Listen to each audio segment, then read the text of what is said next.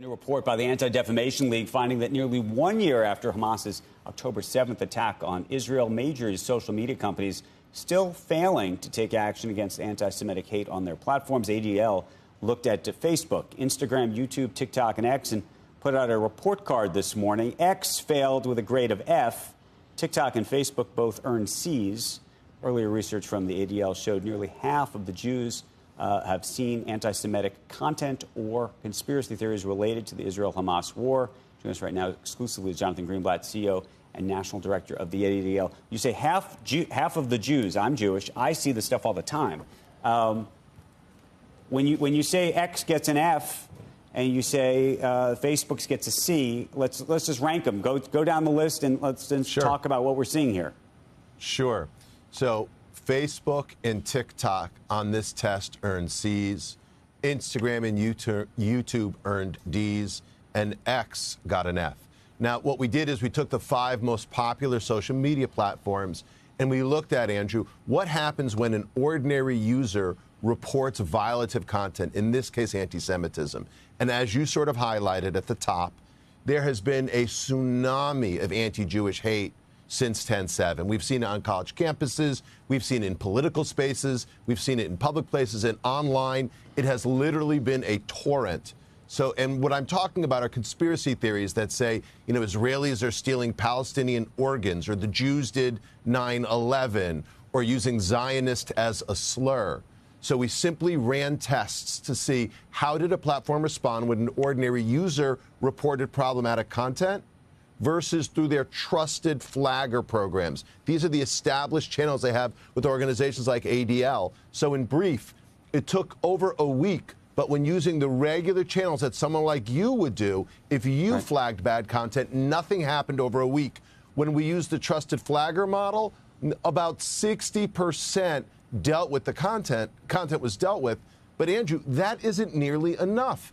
But hundreds of millions of people use these platforms, and they need to be safe from hate. Very simple. Let me just understand this, though. You're measuring how long it takes for this stuff, once it gets flagged, to be eliminated, or how much of this stuff people are seeing before it even gets flagged? Well, we do both. Our Center for Technology Society this time looked at what gets dealt with when it is flagged. So that's what this was about. If you or your friend or a college student or an ordinary person flagged clearly violative content, what happens? And unfortunately, Andrew, the answer is nothing. For the ordinary person, nearly not enough is done. Now, I should be clear about one thing. These platforms, nearly all of them have strong policies in place, but they don't enforce them. It is the lack of consequences that needs to change, and it needs to change now. Can you answer the first part of the question? And I don't know if you've looked at this before, just about what people are actually seeing before they even report it. If you were to grade these platforms, how would that look? It would be very, very bad. So especially since 10/7, we've seen state actors, non-state actors, ordinary people flood these platforms with misinformation and abuse. Now, I will share that tidal wave, Andrew, there are some good examples. So this weekend, Instagram took down a post that was published by the SJP, Students for Justice in Palestine chapter at the University of Michigan, that literally called for death to Israel, burn the colony to the ground. I mean, that is clearly an incitement to violence and wasn't appropriate.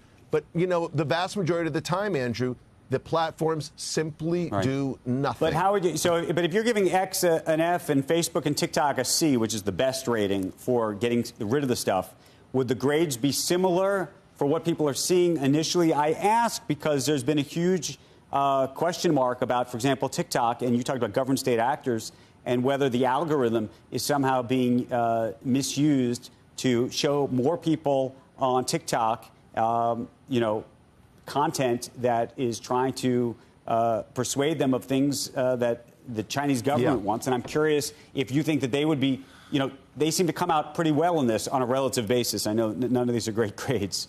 I'm curious whether they would come out the same way if you're just looking at what people are seeing. None of these are great grades, and none of these would get you into the kind of schools where anti-Semitism seems to flourish, by the way, like the Ivies. But stepping back, I can't comment on the Chinese government and TikTok, But what I can say is that company, for example, has policies in place and is doing more on enforcement than many of the others. Now, I think the reason why X performs so badly is because they no longer take down misinformation. There's a very different, they took down the Trusted Flagger program. Now, I've been in touch with X management.